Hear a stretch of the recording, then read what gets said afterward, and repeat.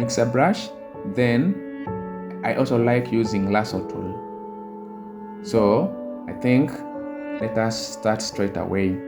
So before we do anything, let us first try to see if this image has any blemish, any pimple, so that we can move it. And to check on those blemishes, we shall put a black and white layer to guide us on how to see these blemishes. So we shall come here and look for a black and white layer, which is here. Hope everyone can see this. And after coming to black and white layer, everyone knows that skin color contains reds, yellows, and sometimes magentas. So we shall make these reds slightly darker.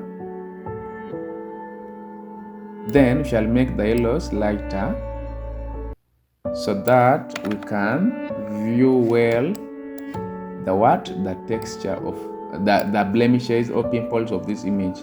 Unfortunately, this model of mine has a very fine color and a very fine skin.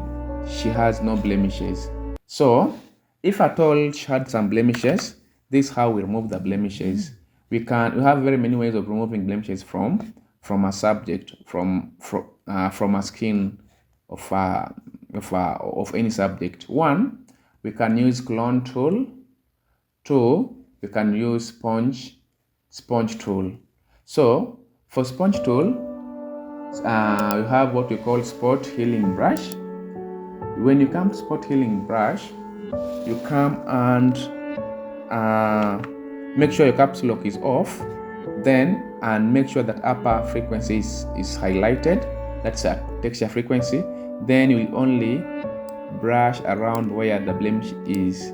Hope you can see. If I brush around where they have simple blemishes, you can see the blemish gets off. So let me just click for you before and after, and you see. Before. Let me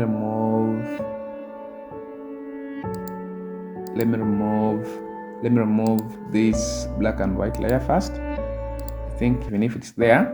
So before and after. But I don't always like using spot healing brush when I'm removing my blemishes. Why? It leaves some pixels.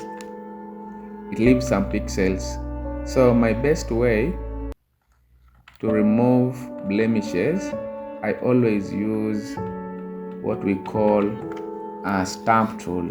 Stamp tool is my best way to remove the blemishes, and here is how I do it. So I will come and click S for stamp tool. If not, come on toolbar and look for what we call a clone stamp tool, which is here. Click on it, zoom in so that you can visibly see the skin tones. Then make sure that your upper frequency is selected. So you're going to clone on a pixel where it has no blemishes. Then you stamp on a blemish and make sure you clone a pixel that is nearer nearer the blemish, so that you get a refined work. You cannot clone on the nose where it is too bright and you stamp on a place where it's kind of dark or moderate. That won't make sense. So we are going to clone here and stamp here. Clone here, stamp here. Like you clone where the pixels are slightly uniform. Like shadows, you clone on the shadows alone. After you clone, you move the blemishes on the shadow area, and you must clone near the shadow area of the image, so that you have a uniform skin tone. Yes. So I think our model that has no blemishes. I'm just trying to show you how to remove these blemishes. Hope you can see. I will not remove this cheekbone. It makes her beautiful. So I think I'm done with removing her blemishes, and I'm going to remove the black and white layer that helps me just that guides me on which blemish I'm to remove, like it over highlights the blemishes. So I'm done with that. So I'm going to come to my lower frequency, and on this lower frequency I will use lasso tool. I will use lasso tool to work on my colors. So I'm going to rotate around the what? Around her face. After highlighting around her face, I will go to filter, then I'll look for blur, then I look for Gaussian blur. So here, the same thing, the way I was setting my Gaussian blur while I was setting my frequency separation is how I'm going to do while doing frequency separation. Here I will also try to push my skin tones so that when I see the pixels getting invisible, then I will stop. I think when I use that one, it will be slightly much. Let me use something like 5. 5 is okay for me. 5. Then I click OK. Then click Ctrl D. I'll come on the eyes. Because I have the Gaussian blur selected, I will still come here on blur. Then I come to Gaussian blur. Then this one is kind of much. I reduce it and click OK. Then I'll come here, come to filter, blur, then Gaussian blur. I'm going to reduce by 3. Ctrl D. Then come here on the cheekbones.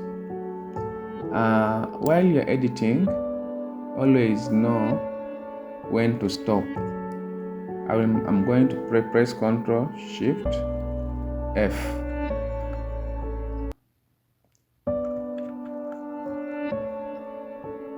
Ctrl Shift F for the same filter.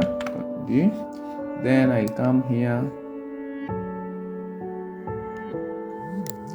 Then I press on filter, blur, then Gaussian blur.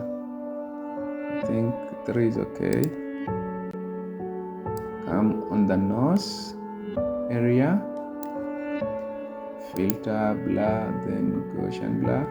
I'll give it 2. Ctrl D.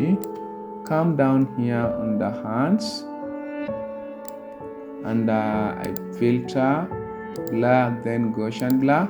I'm going to give it something like I think 15 is kind of much, so I'm going to reduce it around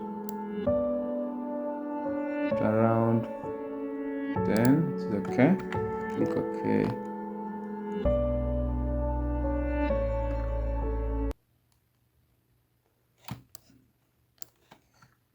I think it's kind of much for me. Let us play it with something like 5. Okay. So here we are done with our frequency separation. If you guys can all see, we're done with our frequency separation.